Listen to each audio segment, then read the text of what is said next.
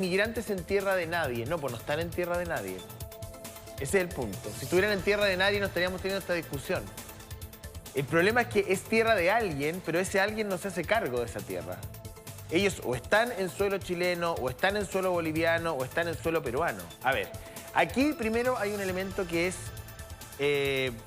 clave, que tiene que ver con la ceguera, ignorancia, estupidez, no sé en qué estaban las autoridades latinoamericanas hace 10 años atrás cuando empieza la crisis de la dictadura venezolana y por todos lados se advirtió que aquí venía una ola migratoria desatada de 5 primero, después 6 y ahora 8 millones de personas.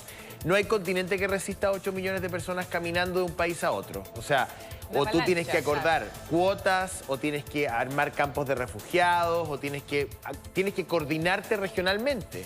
Si no pasa esto. Pero como en América Latina esto es un gallinero y nadie habla con nadie, yo no sé los cancilleres que vinieron antes que Van Claveren, ¿en qué estuvieron haciendo, digamos? Porque era llamar por teléfono a Torre Tagle, hablar con el canciller boliviano y decir, bueno, ¿cómo hacemos? Porque nosotros no limitamos con Venezuela, no sé si se enteraron recién los políticos. O sea, efectivamente los venezolanos que llegan a ser, digamos, y protagonizar estas escenas tan lamentables, cruzan 3 o 4 países y los dejan pasar libremente. Pase usted, no, después de usted, como el profesor Girafales. Entonces, aquí hay una falta de coordinación regional, hay una falta de visión de mediano y largo plazo, y ahí yo culpo a todos los cancilleres que vinieron, Urrejola para atrás, pero miré hasta más atrás, miré hasta Alamán, fíjate, incluso más atrás, al propio Heraldo Muñoz. ¿Cómo no lo advirtieron? ¿Cómo no lo advirieron? Ese es un primer punto. Sí, ¿cómo los países no conversan entre sí? Hay algo concreto, José, que es que la tensión está creciendo. Ellos no se quieren quedar en Chile. Yo creo que es un dato que a lo mejor, no sé, como que se les pasa así tan rápidamente, ¿no? Las fronteras que son más permeables de lo que uno quisiera para algunas cosas y que para la otra son también rígidas. Se ha planteado por ahí, entiendo de alguna manera, poner estas carpas, estas especies de campamentos también por parte, claro, por parte de Naciones Unidas. Hay también políticos que han planteado otro tipo de soluciones también más extremas. La situación de verdad yo creo que está siendo en estos momentos y podría tener consecuencias bien complejas también en términos de vidas humanas. Yo creo que en el mundo político no hay consenso, Maribel, respecto a este tema. Lo que pasa es que lo que opinan algunos hoy día no lo opinaban antes así y al revés. O sea, recordemos que muchos hablaron del derecho a migrar con una amplia interpretación de lo que eso significa. Yo siento mucho las imágenes de la señora peleando por su guagüita, que se quiere una cama, y ustedes no me dejan entrar porque simplemente no le da la gana. No, señora, discúlpeme respetando su dolor. Pero si no la dejan entrar, no es porque al funcionario de seguridad no le da la gana. Es porque hay algo vinculado a la ley que no le permite ingresar a ese territorio. O sea, yo no puedo ingresar a un país simplemente porque tengo una guagua en los brazos. Y es muy duro decirlo, es muy duro decirlo. Oye, viste que hay quienes decían además en estas denuncias, en este tremendo reportaje que veíamos, Maribel, de gente que denuncia que la policía argentina también de la frontera estaba cobrando. O sea, parte de las denuncias también, así como también se denunciaba a funcionarios chilenos que en términos de que también estaría reconduciendo a algunas personas. Varios de los temas que hoy en día son motivo de investigación, Maribel. Claro, son varias las aristas que se desarrollan a partir de esta crisis migratoria que se está viviendo particularmente en las zonas fronterizas, ¿cierto? En el norte de nuestro país. Ustedes hablaban de los cancilleres, específicamente el canciller chileno, Alberto Van Claveren, ha tenido ya que retomar el diálogo con los países vecinos porque, claro, es un trabajo que se tiene que hacer en conjunto a nivel diplomático. Ahora, también, junto, Maribel, por supuesto, a la seguridad y acciones inmediatas. Y donde recordemos, antes de escucharte, José, lo que dijo el canciller, que fue bastante criticado por algunos sectores, es que Chile agotó la capacidad de absorber los migrantes. Esto provocó también y gatilló algunas críticas porque, claro, finalmente la migración es un derecho que se tiene, pero él apuntaba, después en un comunicado de Cancillería se señaló a la migración irregular, ¿cierto? Ilegal, por pasos fronterizos no habilitados. Te escucho, José. Sí, pero Alberto Van Claveren fue subsecretario de Relaciones Exteriores durante muchísimo tiempo y un buen secretario, un buen subsecretario, llevó adelante causas en La Haya, en fin.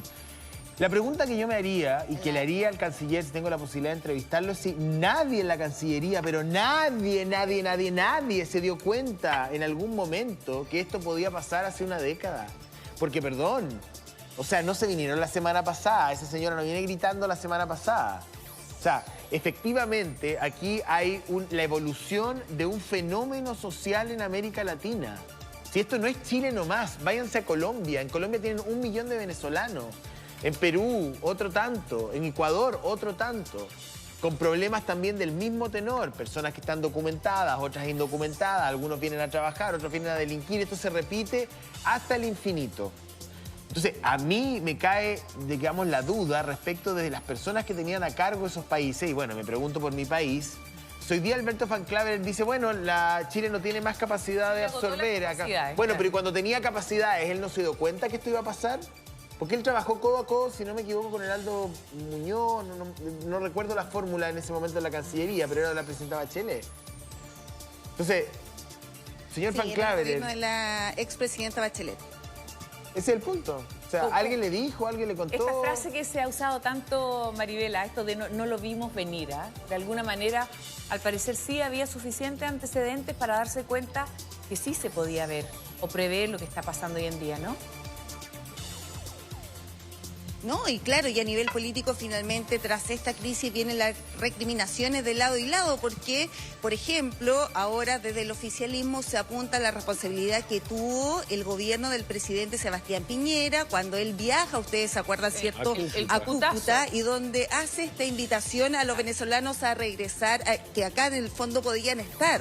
Esto a raíz, por supuesto, de la crisis humanitaria política que se está viviendo en Venezuela. Es este mensaje que da en Cúcuta, ¿cierto?, el expresidente Sebastián Piñera, donde invita a los venezolanos a regresar, a volver a estar en nuestro país, y es parte de las recriminaciones, por ejemplo, que hoy hace el oficialismo a ese gobierno. Y por otro lado, ¿cierto?, la ahora oposición señala de que finalmente el ahora oficialismo siempre apoyó la migración, nunca tuvo, por ejemplo, recriminaciones en torno a frenar esta migración ilegal. Entonces ahí viene finalmente las recriminaciones de lado y lado. Acuérdate que ellos fueron al TC por la ley de migraciones. O sea, había una mirada... Fíjate que de todas las volteretas que uno puede criticarle al gobierno, esta es la que más me cuesta entender. Porque uno podría hablar del tema del sexto retiro, ya que tiene consecuencias económicas, que es otro tiempo, ya uno puede hablar de un cambio en materia constitucional, porque ya hubo un borrador que falló. La de los bronces también está difícil. Sí, pero esta... Sí, difícil. Pero esta específicamente, o sea, haber defendido la migración con una interpretación súper amplia de lo que eso significa, y hoy día tener que elaborar, por ejemplo, un estado de excepción constitucional especial para las regiones del norte. Tengo entendido que tú lograste conversar con uno de los alcaldes que va a participar de esta reunión, que, dicho sea de paso, son también quienes toman el pulso ahí y están poniendo la cara frente a las comunidades respecto a lo que está pasando, porque... Como en un país centralizado, son los alcaldes finalmente los que tienen que responder por situaciones que no tienen ellos el control. Sí, pudimos conversar con el alcalde de Arica, quien llegó a esta reunión, que recordemos, para quienes se suman, ¿cierto?, a esta transmisión, se está realizando una cumbre de seguridad, migración, entre el subsecretario del Interior, Manuel Monsalve, y los alcaldes de la zona norte, para abordar, ¿cierto?, este tema que preocupa, por supuesto, a los ediles, lo mantiene en alerta. Y el alcalde de Arica señalaba y daba cuenta, ¿cierto?, de esta crisis que se está viviendo, particularmente de las personas que quieren ya salir de nuestro país y que se encuentran varadas entre Arica, Tacna, que quieren llegar, digamos, pasar por Perú, donde él señalaba que era una situación bastante crítica, y una de sus propuestas es precisamente poder realizar un corredor humanitario donde estas personas puedan cruzar, ¿cierto?, y devolverse. Pasemos a escuchar esas palabras y luego analizamos finalmente esta crisis migratoria y también esta propuesta que hace el edil.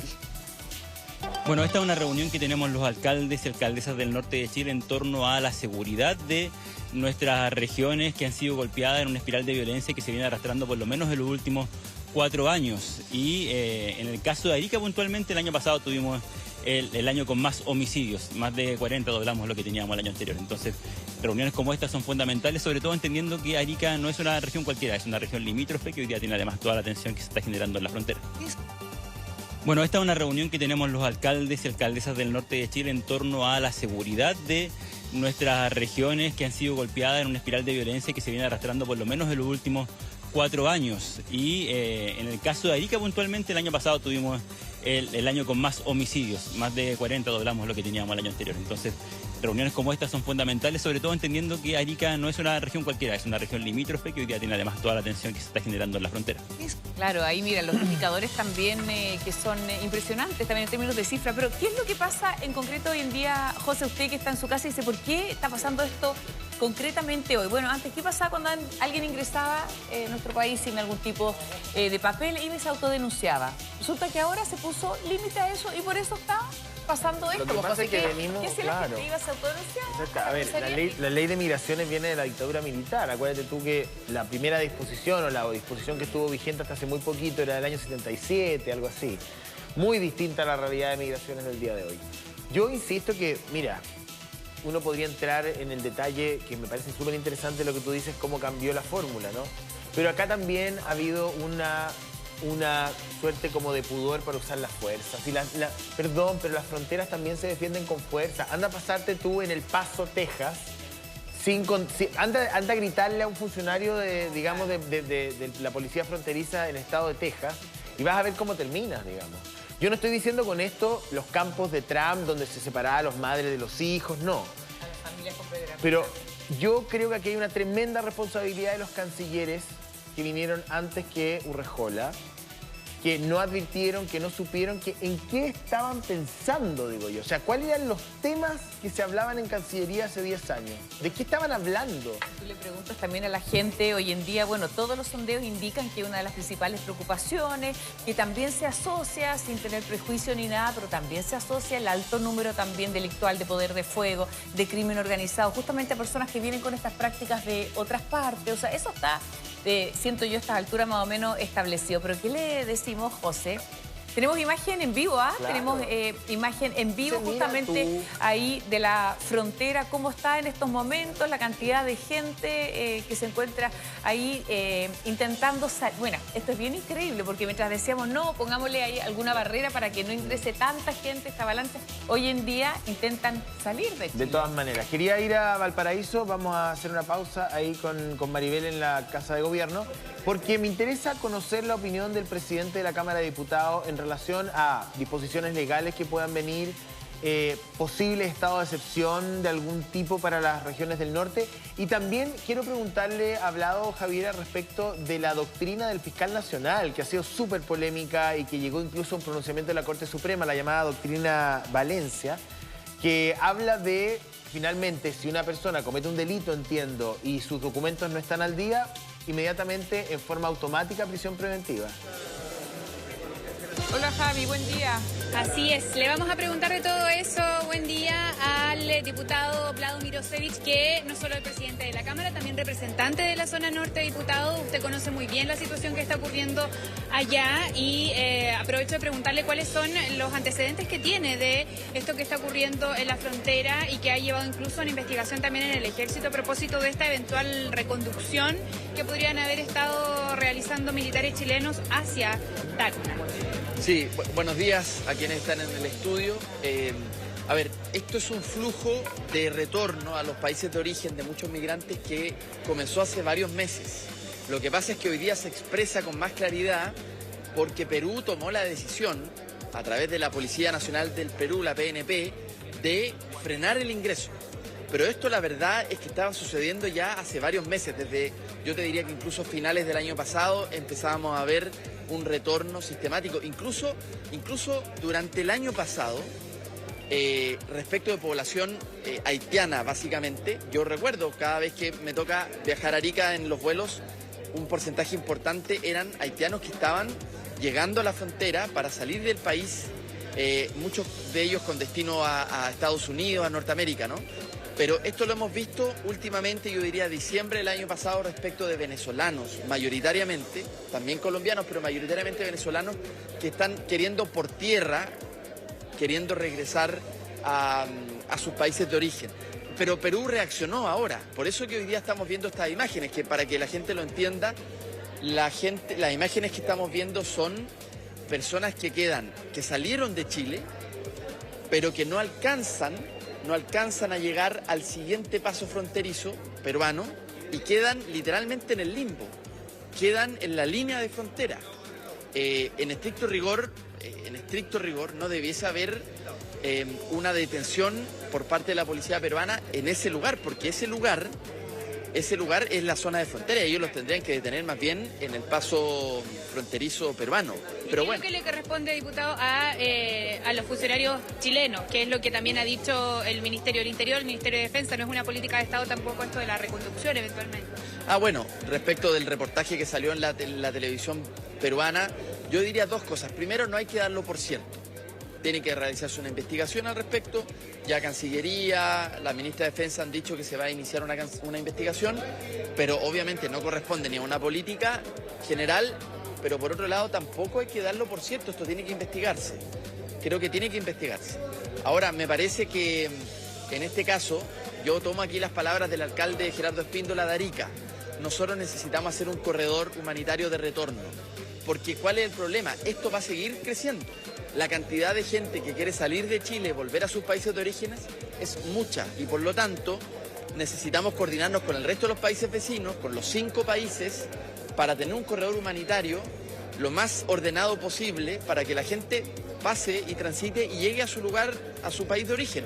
Ese corredor humanitario requiere de una coordinación entre las cancillerías. Ayer tuvimos reunión con el alcalde Espíndola con la Cancillería chilena. Se están haciendo gestiones. No puedo contar muchos más detalles por razones obvias, porque las conversaciones se están desarrollando. Pero Chile está tomando la iniciativa, el gobierno está tomando la iniciativa para ayudar a que esos migrantes vuelvan a sus países de origen. Esperemos que el resto de los países vecinos nos colabore con esto también. Diputado, ¿y qué es lo que se ha hecho aquí en la Cámara, no? Porque también este tema se ha tomado, por cierto, la agenda, en medio también de la agenda de seguridad, por cierto, de situaciones delictivas donde se han visto involucrados migrantes, y aquí se han aprobado algunos proyectos de ley. ¿Cuáles son esos y qué herramientas nuevas hay, digamos, para el control migratorio? Sí, bueno, hemos aprobado varias leyes respecto a este tema, porque nuestro objetivo en tiempo récord es modernizar al Estado chileno, que lamentablemente no estaba preparado. Durante mucho tiempo el Estado no se preparó para enfrentar esta situación. Entonces hoy día en tiempo récord tenemos que ponernos rápidamente a tono y por lo tanto hemos aprobado una ley para llenar un vacío.